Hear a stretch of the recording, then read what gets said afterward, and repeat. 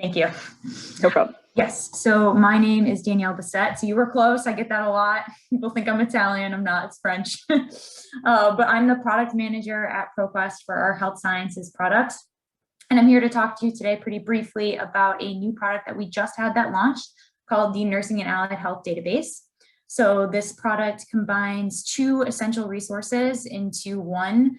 The theme of this conference, is adapting to change in health science librarianship.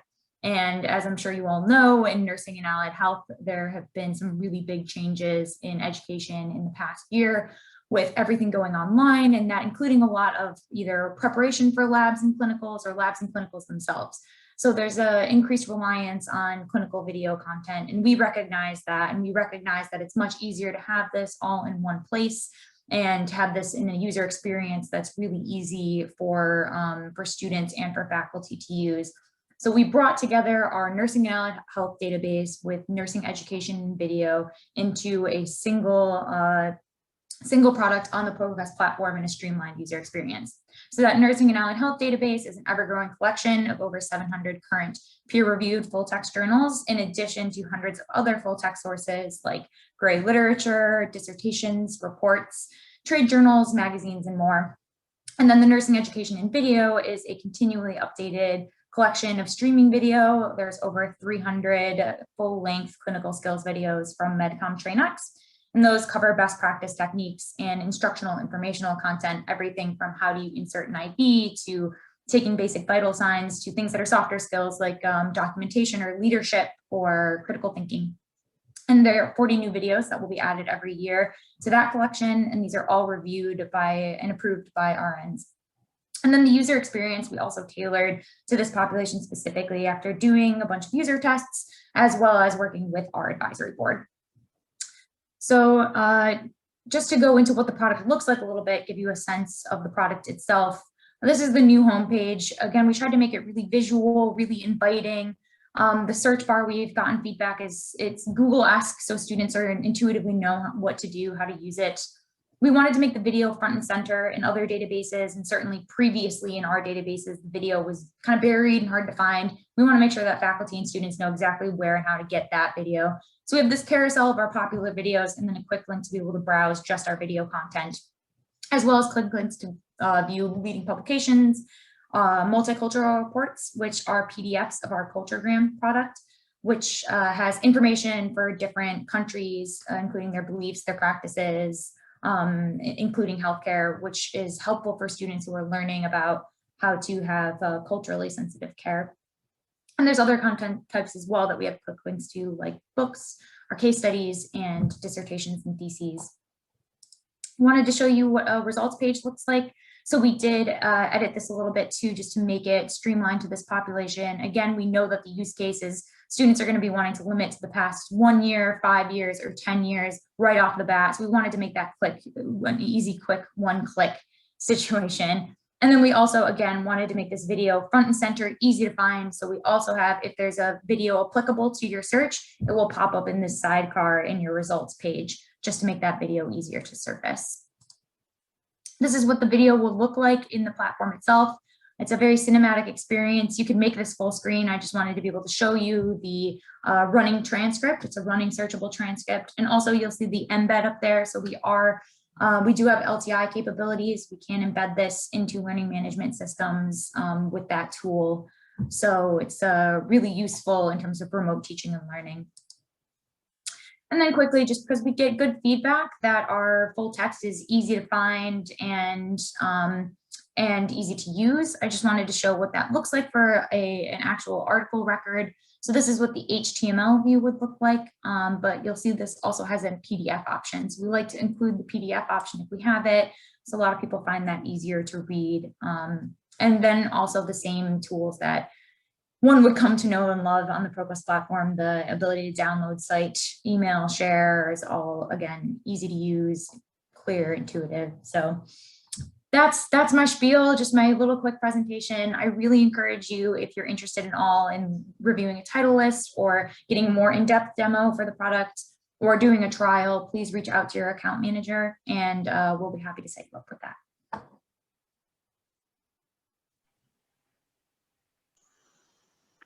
All right. right, so thank you so much, Danielle.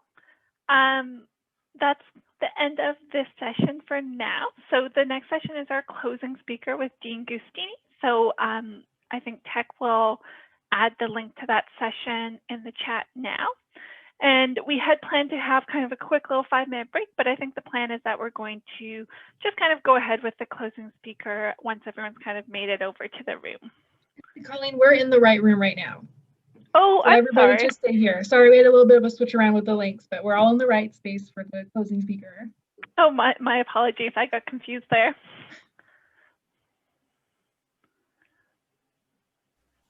So we're staying in this room because I just had a message from somebody who had been trying to get into this presentation and the link on the program didn't work. So should I be giving her the room to this room, the link to this room?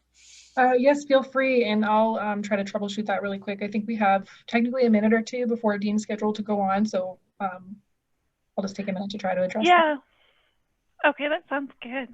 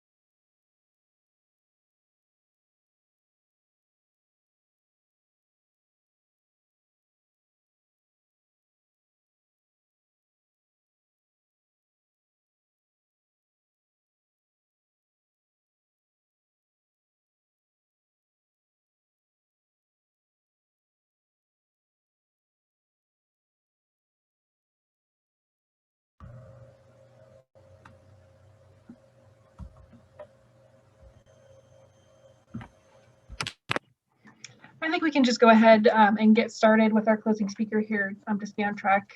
The session is being recorded, so if anybody happens to be missing it because of this glitch, then we'll make sure that the link is made available to them. But with that being said, I can jump into some quick closing remarks that Pam and I have, and then we'll get started with our closing speaker. So just as we're here at the end of our conference, on behalf of the Conference Planning Committee, we want to thank you all for bringing your full selves to this conference. Your thoughtfulness, inquisitiveness, expertise, engagement have pushed through the boundaries created by social distancing and distance itself to foster meaningful connection. And we hope that you will continue to connect with the people and ideas you've encountered over the past few days as we work together to create a healthier and more just world. Again, thank you to our sponsors whose support made this event possible and accessible. Our platinum sponsor, EBSCO, Our gold sponsors are BMJ, McGraw-Hill, ProQuest, and Wolters Kluwer. Our silver sponsors, JAMA, Marion Liebert, and the Network of the National Library of Medicine Pacific Northwest region, and Springer Nature. And our bronze sponsors, Elsevier, Rittenhouse, and TEMA. Thank you also to our presenters and our keynote speakers, and to everyone who engaged here with us. On Friday, after our final CE offering, everyone will be receiving a survey by email. So please take a minute to tell us about your experience while it's fresh in your mind at that time.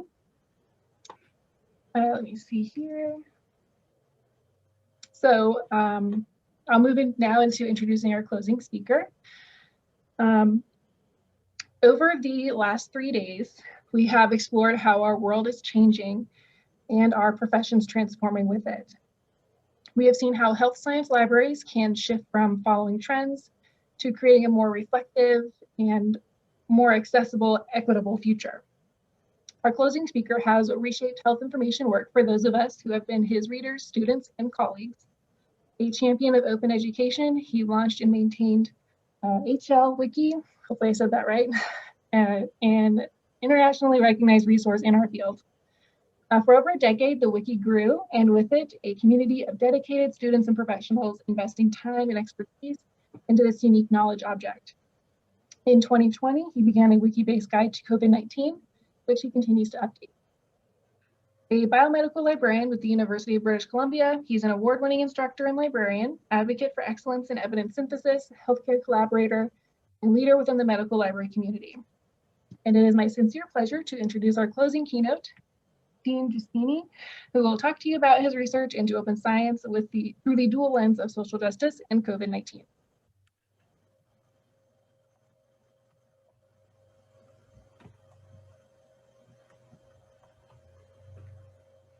Hello and welcome, everyone.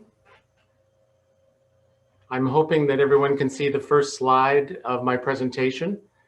The presentation is entitled Information Power and Privilege in Open Science, Some Emerging Lessons for Health Sciences Librarians. I want to begin by saying how inspired I am by all of the wonderful presentations and the talks that have been taking place this week.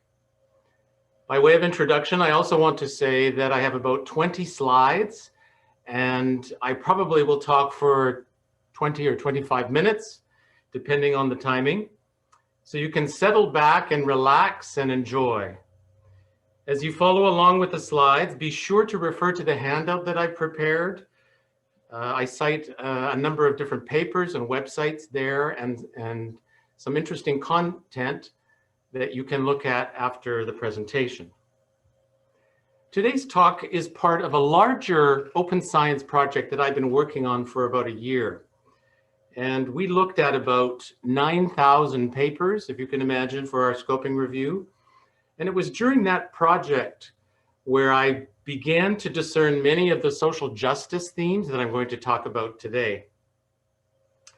So in the spirit of open scholarship, my slides are licensed under a Creative Commons Attribution, Non-Commercial, No Derivatives 4.0 International License. It's a real mouthful. I've loaded all of the materials onto the Open Science Framework platform space listed here on this slide. So let's get started. Land acknowledgements.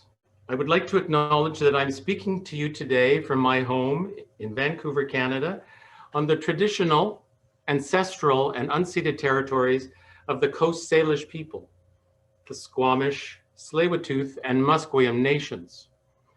Now, here's a view of Vancouver at low tide, just a few blocks from my home, north of here in Kitsilano, looking east towards downtown. I want to acknowledge my privilege in living on this land, in this natural, beautiful setting near the ocean and mountains, and in the spaces me and my neighbors and the larger community in the city have a responsibility to protect for future generations.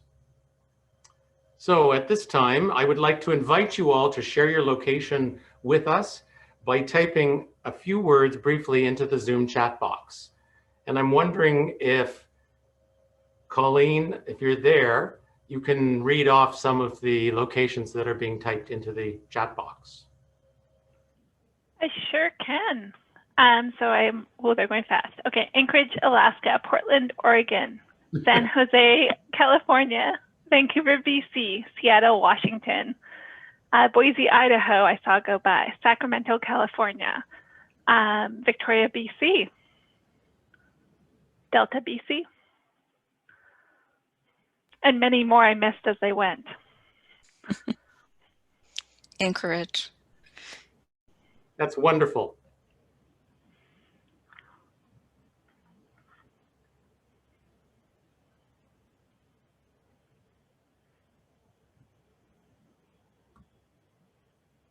Okay, proceeding on. I declare no conflicts of interest today and do not consider myself to be an expert in this area. My area of expertise is in searching to support knowledge synthesis and systematic reviews. However, as an academic health sciences librarian, I recognize my own privilege, and acknowledging that, questioning that, has been an important part of my preparation for today. I've also been inspired by events over the last year and the protests around the death of George Floyd in the United States, and that we are witnessing a move, a general move towards social justice around the world. I also consider this to be an important moment in our field and in librarianship in general. I enter into this information exchange with you today using the fifth frame of the ACRL Framework for Information Literacy, entitled Scholarship as Conversation, where conversations can be reflective and ongoing, formless and even unfinished. I also draw on Bolaire's pedagogy of discomfort, which I have found personally helpful because it takes me outside my comfort zone, but you want to do it within a safe space. And in this case, it's a safe virtual space that we are creating together. I'm also reminded of the wonderful American poet, Toni Morrison, who put it best when she said, if you have power, then your job is to empower somebody else. And that's what we do as health sciences librarians. We empower our users through the provision of health information. So a little bit more about me and my work at the University of British Columbia. I've been affiliated with UBC for more than 3 decades, and I have completed 3 academic degrees here, including my MLIS and my postgraduate degree in medical education. I recently celebrated my 20th anniversary as a health sciences librarian. My position affords me with privileged access to a universe of scholarly information, access to great colleagues, and from home, high-speed internet, Wi-Fi, and the ability to work home from during a pandemic. This is the very definition of privilege. So I'd like to express my gratitude today for all of those things. I'd also like to thank my wonderful parents, listed here in the photograph on the left-hand side, and especially my mother, Margaret, for instilling in me a love of reading and learning, and what my grade 1 teacher referred to as my innate sense of justice. So let me explain. My last name is Giustini, and in Italian, part of that is justice. So I've always been trying to live up to the just part of my surname. In school, you could find me in the lunchroom, breaking up food fights and calling out bullies out on the playground. It's always been a part of my pedagogy, and it's a part of who I am. So I'm also reminded at this point of Aaron Swartz, who was an activist in open access, when he said, information is power. So it's very powerful. But like all power, there are those who want to keep it for themselves. Students, scientists, and librarians, you have been given a privilege. You get to feed at the banquet of knowledge while the rest of the world is locked out. You cannot keep this privilege for yourselves. You have a duty to share it with the world. Inspiring words. So my presentation on information privilege can be framed as a set of questions. This is something we're very comfortable with in health sciences libraries. Is information privilege used as an instrument of oppressive power in open science? How can we as health sciences librarians change the narrative and move it to a better place where it can be more attuned to social justice? So in the presentation, I plan to share with you definitions of information privilege, and I provide some examples of privilege from the pandemic. And I'm sure many of you also have your own examples. I will introduce the idea that the internet, one of the really disruptive technologies over the last 10 or 20 years, plays a central role in reiterating power in open science. So we'll start with information privilege, look at its implications during a pandemic, and finish with what we feel we can do to move towards a more open, freer flow of information for the future. But first, we need some David Bowie. So this is our first poll, and David Bowie, aside from having a really on-point cravat game here with the wonderful Chintz wallpaper in the back, I mean, have you ever seen a more perfect human being in your life? So in 1999, there was a BBC interview where he was asked about the internet. And he was asked a number of different questions. And so I'm asking you now to participate in this poll. Which of the following statements about the internet did he make in that interview? If I was 19 again, I'd bypass music and go right to the internet. The internet is an alien life form, something he probably was attuned to, and will crush your idea of what mediums are about. The potential of the internet, both for the good and the bad of the world, is unimaginable. All of the above. In fact, he did say, okay, I think people are still voting. We've got 52 of 69.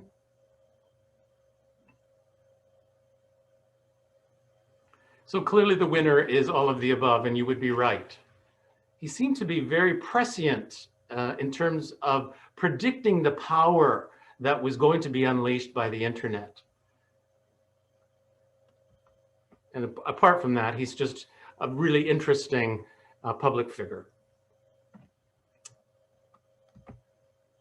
Okay, this brings me to a definition of information privilege. Coined by the librarian Char Booth on her informational blog in 2014, so it's relatively recent. Information privilege is the idea that access to information can be based on an individual's status, affiliation, and power. Information privilege has been described as an affordance or opportunity to access information that others cannot. As we see with other privileges, information privilege bestows special advantages on some and not others. According to Booth, talking to library users about their privilege and its effects is an important step in information literacy. She says, my conversations with students do not always connect to the idea of information literacy. However, once we start talking about information privilege, the conversation changes. Information privilege becomes a structural, systemic, social justice problem that we all need to solve, that we all need to own. She emphasizes the value of elevating open access to create more pervasive and open cultures. Librarians need to leverage open access policies and connect them to their digital collections and discovery tools to create a more democratic and open space for all researchers. So in the context of our work as health sciences librarians, it may be important to consider information privilege as a part of our information literacy efforts. Here, I've included the ACRL framework for information literacy. Information has value frame. This is because the understanding of information has value includes the notion of privilege. And when information has value, it also means it can be paywalled and it can be monetized. And that has an impact on access. The ACRL framework is used most often with undergraduates, but it can also apply in teachable moments with medical faculty and administrators around issues of social justice. You'll notice at the bottom of this slide, I've put a citation to this paper by Hare and Evanson, Information Privilege Outreach for Undergraduate Students in the College and Research Libraries. When librarians introduce the idea of access or lack of access to information, write the authors, users are more inclined to examine their own information privilege and its implications in research. So let's now take, given all of that stuff I've just said, let's take a deeper dive and consider information privilege and its implications in biomedical research. Dismantling information privilege with open access. Michelle Bailden from the MIT Library says, information access is one of our most powerful tools to dismantle a global system of information privilege. Extending the social justice mindset is her paper, Implications for Scholarly Communications. This is a report that she wrote based on her work in EDI, Equity, Diversity, and Inclusion. She's a ScholComs librarian at MIT, and she says that historically rooted global forces undermine our efforts in making open access more pervasive. These forces include neoliberalism, monopolistic power, monopolies, and some of the problems we face in libraries given our reliance on multinational publishers who, let's be honest, have historically gouged money from our budgets. Bailden critiques reliance on these solutions to provide the library's basic information infrastructure for research. She says structures of power and privilege are at work in these areas, including systemic oppression and privilege, disempowering people according to their social and cultural factors, such as race, gender, sexual orientation, gender expression, religion, ethnic, class, and ability. As librarians increasingly do the work of making our own institutional scholarly outputs available, we must acknowledge that our institutions are themselves structured around privilege. This is a really important part of decolonization.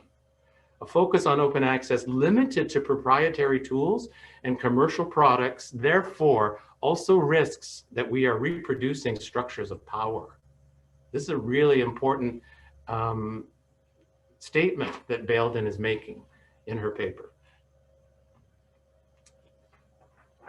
So with that as background, some of that is intellectually rigorous, and it's worth considering, not just now, but for the foreseeable future.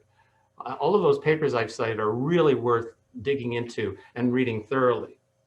Now, many of you already know about open science and can probably define it better than I can, but I think it's useful to revisit some of these basic definitions because this will allow us to move into the application of some of these theories in open science and how it's actually being operationalized across the world. So first of all, open science is an umbrella term. Watson defines it as the practice of making research fully and openly available, creating transparency and driving discovery by allowing others to build on existing work. Watson's paper helps to frame open science through 6 pillars listed here on your slide: open access, open data, open education, open methods, open source software, and peer review. Now, if you're looking at your handout, I provided a graphic on page 1. This graphic is pulled from the Foster Training Project, which is a European funded project that I'll talk about in a moment. But you'll notice that there are 8 facets in that particular graphic. I think they add social scientific networks as part of the umbrella term. So in our review of the literature that I alluded to at the beginning of my presentation, we saw considerable variation around the definition of open science. Themes such as citizen science and meta science listed on the screen were sometimes included and sometimes not even mentioned, not considered within scope. One of the reasons I like the umbrella term here for open science is the addition of EDI, equity, diversity, and inclusion, which provides some much needed space for the issues that we are talking about today. So some of you may be happy to know that there is actually an open science taxonomy. It gives us a chance to consider where information privilege might fit into the scope or the overall vocabulary. As I mentioned, this is an EU-funded project. FOSTER stands for Facilitating Open Science Training for European Research, whose goal is to facilitate the integration of open science into the workflow of European researchers. FOSTER brings together quality training resources in open science to develop strategies for implementing practices and programs.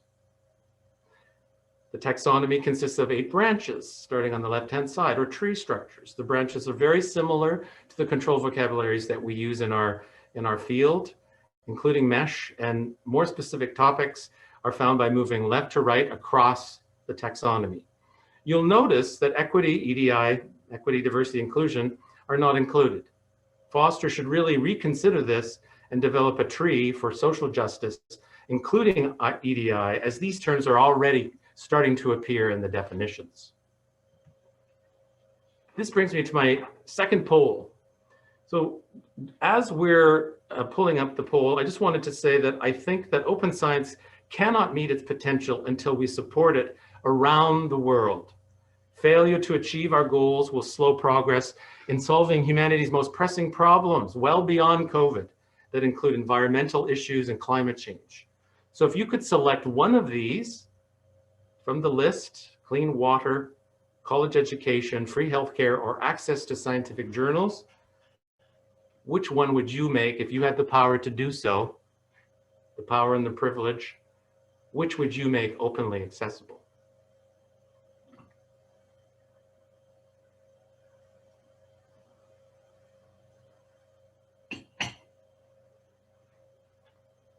So we've got about 53, 54, 55 respondents. Looks like overwhelming support for clean water. And of course, clean water is really essential to all life and gives us all kinds of opportunities to improve human health. But realistically, it would be wonderful to be able to provide all of these different components for everyone around the world. And we really need to, I think, work towards that.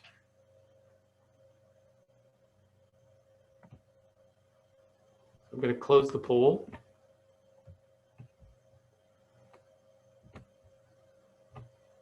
Okay, I'm now going to pivot a little bit and start to integrate some of the concepts that we've been talking about. At the start of the crisis, there was this call to make COVID tools and data and publications completely open. Scientific advisors convinced publishers to make this material openly available, either by removing paywalls or by allowing open deposit. Clinical trials data and information was widely shared using preprint repositories. It's just an avalanche of information on medRxiv and bioRxiv. So much so that the reaction time, if you think about this, from the time that we were starting to lock down in the pandemic a year ago to the discovery and the actual verification of some of these vaccines, less than a year. It's just extraordinary. One of the heroes of the pandemic is Dr. Anthony Fauci, listed here, director, and not just because he has an Italian surname, director of the National Institute of Allergy and Infectious Diseases, who said, we were reasonably confident that a vaccine could be made available in a year, but it was really the fastest development of a vaccine on record. So open data sharing and open science can yield tangible, real tangible benefits if done correctly with international supports and strategies. However, openness doesn't always extend to translation, knowledge translation, and saving lives. So it's important to look at how open science translates to the distribution of vaccines, which we're right in the middle of. I just find it extraordinary. This map, taken from The Economist, I think about a week ago, as I was preparing the presentation, is a good illustration. You'll notice that countries in Africa, South America, and parts of Asia are in light purple or dark purple. They won't get the vaccine until 2023, 2022 or 2023. The United States, you're well underway. I think you're close to 50 million people have had their first shot. In Canada, because we lack the ability to make our own vaccines, we're not going to see everyone inoculated probably until next year. So the other thing that I think is important is that these different countries who have the privilege of vaccine mobilization, they actually have only 16% of the world's population, but they control up to 60% of the supply of the vaccine. So here we are, we've created this wonderful vaccine with the wonders of open science and open data. And now in the actual mobilization of it to save human lives and to improve human health, we are falling behind. So I'd like to now tell you a little bit about some of the critical approaches to open science that I have been able to see in my research. Some of you may be familiar with this organization, the Open and Collaborative Science and Development Network. It's a research network funded by NGOs, composed of scientists, practitioners, and community activists. 26 countries, Latin America, Africa, Middle East, and Asia. Fantastic organization. So their projects are indicated in the dozen or so red tabs on the screen. And they've really taken a critical stance towards open science. Its position is that open science, particularly in the policy and operational aspects at the international level, is framed as a technology-enabled means to produce more competitive science. Competitive science. So its main critique is that most research is biased in favor of Western and post-colonial perspectives. Well, of course, that's where open science was created, in the global North as opposed to the global South, in Europe and in Canada and the United States, and of course in Britain and some other areas as well. So this particular perspective focuses on incentivizing knowledge production for the sake of money and competition, while losing sight of equally important issues such as, yes, social justice, and equipping citizens to access their fundamental human rights wherever they are living across the planet. So the goal of the network has been to explore community-based, bottom-up projects and priorities that place an emphasis on perspectives stemming from historically marginalized groups. This is the only way that open science is going to be sustainable. These groups include indigenous groups such as the San from South Africa, coffee bean farmers from Colombia and Costa Rica, and women from rural areas. One of the findings that the OCSD writes about is that for many of these communities, open science was not always desirable, not wanted. In indigenous communities in South, at least the way it's configured, indigenous communities in South Africa, openness was associated with colonial expropriation of land and knowledge. In Kyrgyzstan, open practices were viewed with fear and suspicion due to the country's history of authoritarianism. In Argentina, social movement activists preferred to protect their information rather than making it openly accessible. So these community concerns are important considerations in building a truly inclusive and international open science. All of these ideas are written about by Dr. Denise Albornoz in this paper, Framing Power, Tracing Key Discourses in Open Science Policies. It's an excellent paper. The authors state that a more collaborative science should create opportunities to redress global historic injustices by facilitating participation of formerly excluded social and political actors. So one of the other projects that the OCSD has been actively engaged in is the creation of their own manifesto, Open and Collaborative Science and in Development Manifesto towards a more inclusive open science. The document itself is really worth reading. I recommend it. I've included the link to it. So the first principle that they promote is that open science is never universally positive or neutral. They propose situated openness, a feminist perspective that openness is situated intersectionally between interlocking systems of privilege and oppression. These may include white supremacy, sadly, capitalism, settler colonialism, patriarchy, and so on and so forth. Secondly, openness is undoubtedly a way to mobilize power. Open systems can be used to disrupt power, but they can also be used to strengthen power. The next step for OCSD is to imagine and redesign a more inclusive infrastructure for global open science.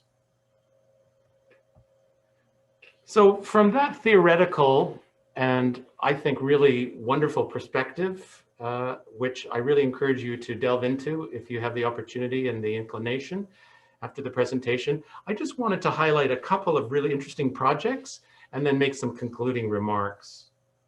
Correcting inequalities during the pandemic. At the international level, there are a number of solutions that have been proposed. You may have heard of this World Health Organization COVAX project. Its goal is to ensure the world's poorest nations are not forgotten and that doses of the vaccine are made available. So they have a diverse and actively managed portfolio of vaccines, and it's part of their global strategy. Vaccines are delivered as soon as they're available, which are so important in low-income countries, which lack the purchasing power and the economies of scale needed for distribution. They're also making investments to end the acute phase of the pandemic and to rebuild economies. For those of you interested in information projects, you may be happy to hear that the World Health Organization has created the vaccine safety net, although it dates back to 2003. They added the COVID-19 vaccine fairly recently. So it strives to ensure that reliable, understandable, and openly accessible information on vaccine safety is made readily available. It's very similar to the Health on the Net badges that have been given to websites for a number of years, and all of the resources are evaluated and given a stamp of approval. So this last project that I wanted to point out to you is a really interesting one. The Open COVID Pledge, which is voluntarily undertaken by organizations, universities, companies, and other intellectual property rights holders who grant temporary free and open access to their intellectual property to fight the pandemic.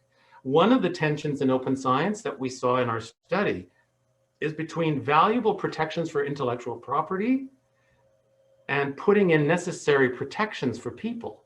So not to let profit motives and intellectual property protection get in the way of actually saving human lives. The Open COVID Pledge website says its steering committee consists of a group of people committed to the removal of obstacles to combat COVID-19. They urge all rights holders to take the pledge to bring a quicker end to the pandemic. And we've seen this, how openness can really move along therapeutics and vaccines and get them into the arms of people all over the world. So the last thing I wanted to say before my concluding remarks is about the UNESCO recommendations on open science. This is a terrific project that UNESCO has undertaken in the last year. There are two recommendations that resonate with some of the topics that we've been talking about today. One, open science should not only foster enhanced sharing of scientific knowledge, but promote the inclusion of scholarly knowledge from marginalized groups. These include women, minorities, indigenous, and non-Anglophone researchers. Take it outside the English-speaking, Western, Eurocentric focus. Open science should respect the diversity of cultures and knowledge systems as foundations for sustainable development. Absolutely. Fostering open and robust dialogue with indigenous peoples and communities. This is really a part of indigenization of open science. UNESCO is currently seeking feedback from groups in open science, and an update of the recommendations will be published in probably the next month. So, as you can tell, I'm very excited about these ideas and this topic. I really think that some of these ideas are still in the process of being developed, but I feel that this is really an important area for us to concentrate some of our energies and attention. So examining open science from these perspectives has been a really useful starting point for me in understanding social justice issues. I found it really helpful to link some of these ideas to the ideas in librarianship, particularly access, which is an enduring value in our field. I happen to view open science and its long-term goals as an extension of our enduring values in librarianship. However, open science has to have a reckoning with a range of intersectional social justice issues and find more inclusive ways to address centuries of exclusion of these different groups. Information privilege is, I admit, a difficult and slippery concept, but by connecting it to social justice, it's a useful step in understanding science as it has historically been practiced with its deep patriarchal roots, particularly in continental Africa, the Americas, and Europe. We also need to promote women scholars and do more research using a feminist lens. So it seems imperative to me that information privilege should be more broadly acknowledged as part of our portfolio of decolonization practices. By recognizing information privilege and its impact, we can use our awareness and our understanding to dismantle the oppressive structures of open science that have been a part of all of the conversation that we've had today. Thank you. Thank you so much, Dean, for that fascinating talk. We now have some time for questions. So if anyone wants to either type their questions into the chat, they can go ahead and do that and I'll read them out. Otherwise, feel free to unmute yourself and just ask your questions as well, if that's easier. It'd be lovely to hear people's voices. Yes. It always is nice.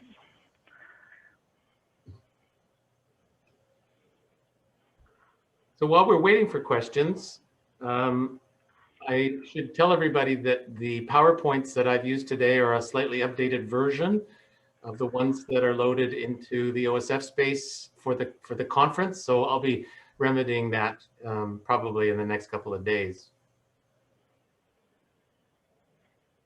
I'm also looking for collaborators. One of the things that I found in preparing this presentation is I tried to find partners, but there were a lot of colleagues that I asked who were interested in the topic, but found it too complex. So if you want to partner on some research, I would really welcome the opportunity to work with you. Hi, Dean. It's Obianaju. Oh! And thank you very, very much for your presentation. You have touched on a number of very, very important points, particularly as we espouse in librarianship, trying to make information open and available to people. Yes.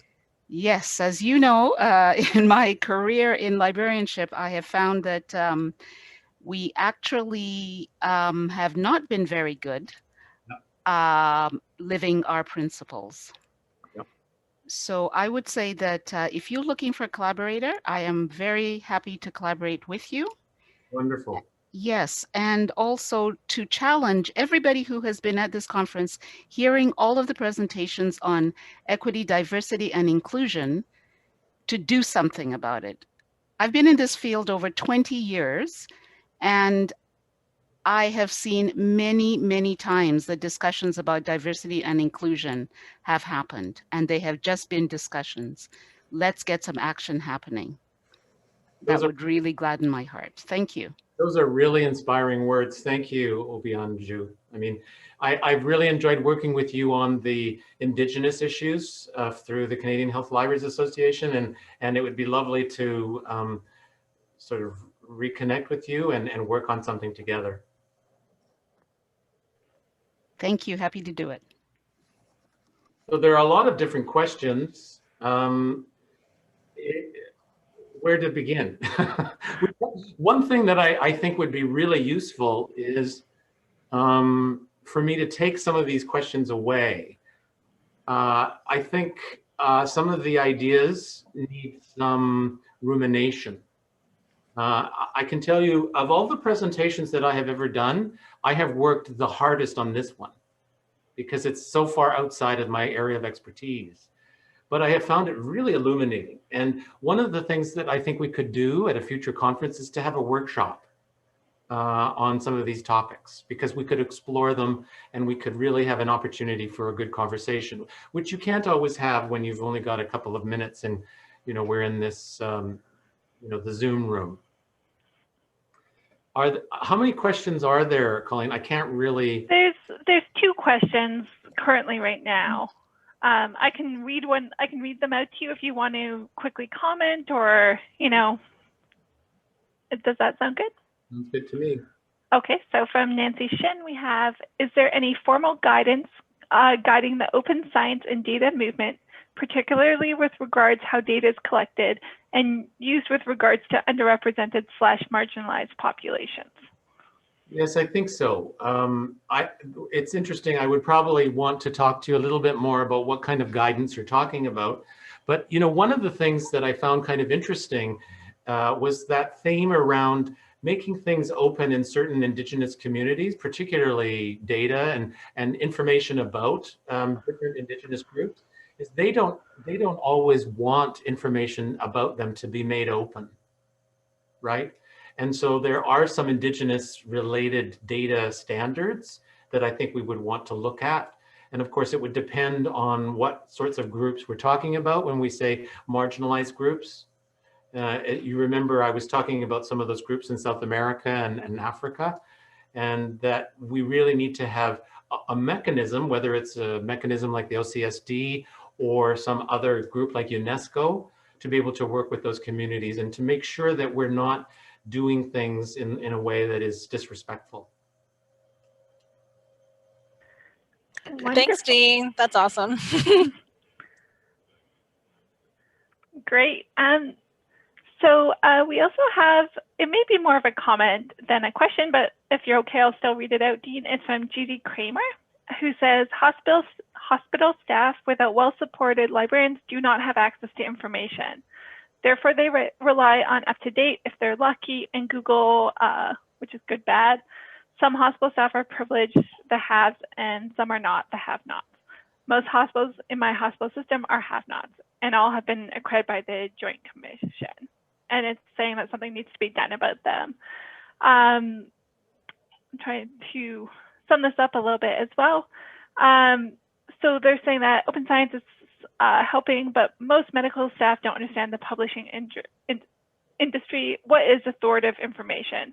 Every hospital needs a full-time librarian, library staff, so all hospital staff will have equal access to the information they need for patient care. Yep. Well, you know, I think one of the challenges that we face in our field, we have seen in action over the last year with the pandemic, is this idea that there's always an information pandemic, right? The infodemic part of the pandemic that we have to be mindful of. And even when we have access to reliable information, I have found it very difficult to try to process all of the information and the conflicting information that is coming at us. That's definitely something that at some point we need to have a discussion about. How do we exist within a world where the information is being created almost faster than we can verify it? You know, certainly with the preprint trends that we saw with bioRxiv and medRxiv, that's been an issue, right? There has been some shifts around whether the evidence is actually going in a particular direction. So there are a lot of really good points. And I also want to do a shout out to hospital librarians. I'm a hospital librarian, but also an academic health sciences librarian. And I know that some of you have really had some challenges around being able to support your users digitally when you don't always have access to your print collections. And I really miss being in my library and miss access to my print. And so I think that's a real issue, the technology issue. Definitely. Thanks so much. So I see we're out of time. It's now 3 o'clock. So I just want to thank you, Dean, so much for this really fascinating discussion, and thank everyone for coming today to this closing speaker. Do Catherine or Pam want to have any kind of last or closing remarks?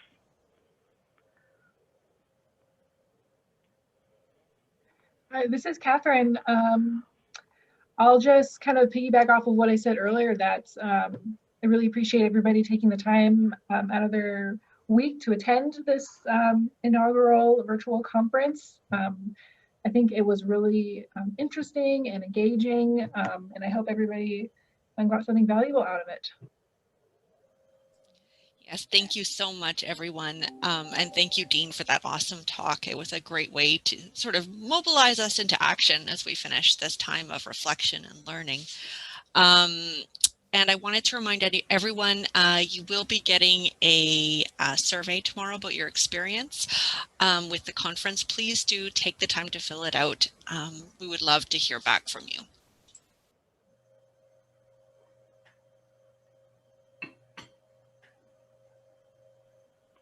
All right, so that brings us to the end of our day. So as I said, thank you everyone for coming, and I hope you have a wonderful rest of your day. Thank you, Colleen. Thank you, Pamela. And thank you, Catherine. And thanks everyone for listening today.